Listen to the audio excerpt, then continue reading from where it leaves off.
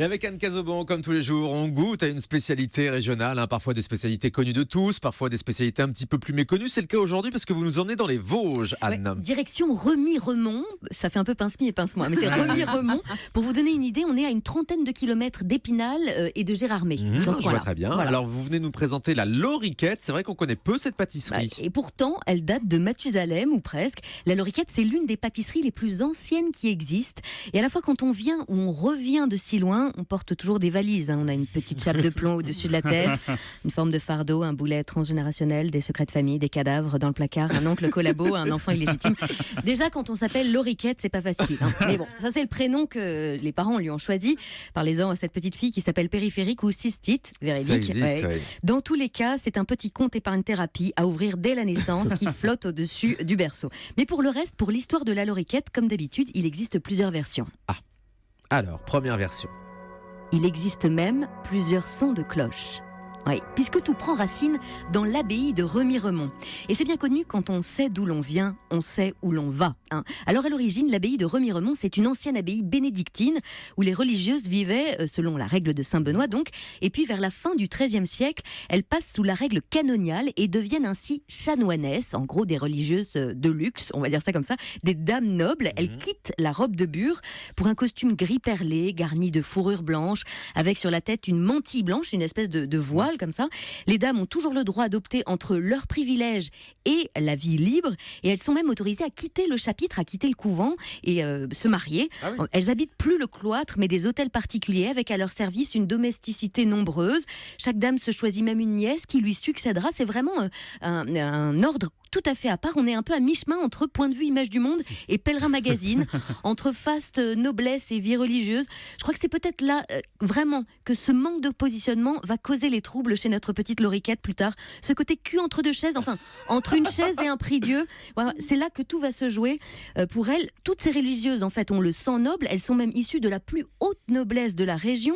Imaginez bien, on raconte même qu'une fille du roi Henri IV de France fut refusée chez les chanoinesses pour manquement de noblesse, puisque par sa mère Marie de Médicis, qui descendait d'une famille initialement roturière, elle ne pouvait pas rentrer. La honte, le seum, voilà. À l'époque, comme on disait à l'époque. Comme on disait bien évidemment en 1544. Voilà, à l'époque, donc toute la noblesse en fait de la région comtoise, bourguignonne, Lorraine, rêve vraiment d'avoir une fille chanoinesse. C'est un peu la classe. Là-bas, c'est vous dire, elles ont vraiment tout le sang bleu. Elles sont triées sur le volet. À côté, le bal des débutantes, c'est vraiment le bal du 15 août à la Grande Motte. On raconte même qu'une fille du roi Henri IV de France fut refusée chez les chanoinesses. Mais oui, et ça c'est possible. À cette époque-là, c'est possible.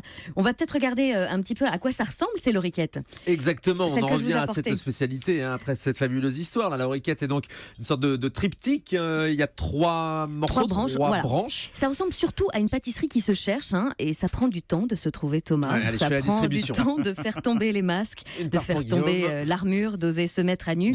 Et puis, si affinité de se mettre tout nu, tout court. Voilà, la Loriquette, c'est donc un gâteau à base d'amandes.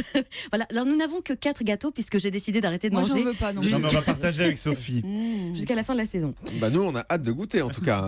C'est joliment présenté en tout cas. Il y a une petite amande qu'on aperçoit qui dépasse un petit peu de Vas-y avec les mains. La pâte. Ah oui, on y va avec les mains ou avec les cuillères? Plutôt avec les mains, c'est sec.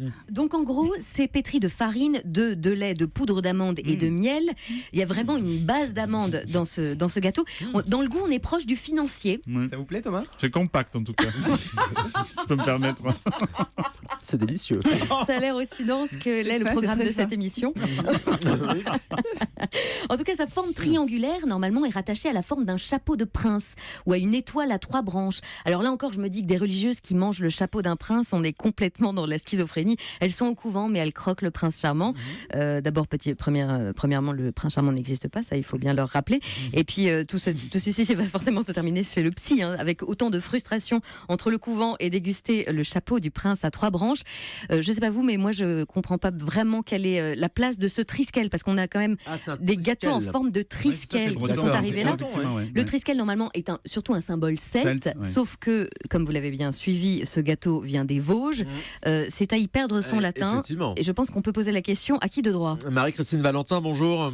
Bonjour à toute l'équipe. Vous êtes la dirigeante de la pâtisserie Jean-Luc à Remiremont dans les Vosges. Et on a donc cette question à vous poser. Pourquoi cette forme de triskel? Pourquoi cette forme de triskel? Eh bien, bien, puisque ces dames secrètes faisaient donc la loriquette en forme de chapeau de prince, et donc c'est resté sous cette optique-là. Voilà, parce qu'elles aimaient toujours faire des soirées dans les chœurs de la scène des grands banquets. Elles présentaient la loriquette comme gâteau de noble pour ces grandes soirées-là où elles invitaient tous ces princes. Et la loriquette est faite en forme de chapeau de prince. Oui, Voilà. chapeau de prince, le tricorne, hein, on voit bien ce chapeau tricorne avec quasiment comme un triangle posé sur la tête. Mais je vois pas bien le lien avec le triskel, du coup. J'imagine le côté 3 branches, 3 jambes. Le triskel, ce sont 3 jambes aussi, ça fait partie de la symbolique. Oui, tout à fait. Eh bien, ce moule est tellement ancien qu'on n'a pas pu le réutiliser, donc nous avons refait un autre moule plus facile pour travailler également. Ah oui, ça a la forme du moule, forcément. Voilà, ça a fort ça a goût la forme d'amande, du hein, Marie-Christine. Pardon ? Ça a fort goût d'amande, hein, c'est l'ingrédient Ça a beaucoup principal. d'amandes. Il y a beaucoup d'amandes brutes, de miel, de beurre, d'amandes hachées, de farine et de blanc d'œuf. Effectivement, avec une vraie amande aussi, enfin 3 même, hein, une dans chaque Avec branche. 3 vraies amandes brutes, exactement. Voilà, c'est ces dames secrètes cuisinières qui présentaient ça le jeudi. Et c'est leur pâtissier de Jean-Remy qui leur a fait ça. Et le but, hein, c'est qu'on voit apparaître cette amande à travers la pâte. À travers la pâte pour bien montrer que ce sont des amandes brutes. Tout Oui, à fait. exactement, oui, une amande en entier. Il y a une recette de fabrication ? Pardon ? Il y a une recette de fabrication, un petit Oui, secret ? bien sûr. Ce sont des blancs d'œufs, de la farine, du miel, des oranges hachées, des amandes brutes, beaucoup d'amandes brutes. Hein. Il y en a 1 kilo pour 36 loriquettes. Ah oui. Il y a 540 grammes de sucre et il y a beaucoup de beurre, 360 grammes de beurre. Ah, c'est ça, On je le sens sent, alors, on le hein. sent. Oui, c'est vrai que c'est Il y a beaucoup de beurre, un petit oui. peu gras. Où est-ce qu'on vous trouve donc, Marie-Christine ? Où se trouve votre pâtisserie ? À Remiremont, c'est dans la rue principale, 114 rue Charles de Gaulle. Très bien. C'est la pâtisserie Jean-Luc, voilà. La pâtisserie Jean-Luc, donc à Remiremont dans les À Vosges, Remiremont, pour voilà, aller tout à déguster cette loriquette qu'on est en train en ce moment de manger dans le studio d'Europe 1. Olivier, vous avez réussi à finir ? Écoutez, je crois que je suis le seul, mais j'ai réussi à finir. Bravo.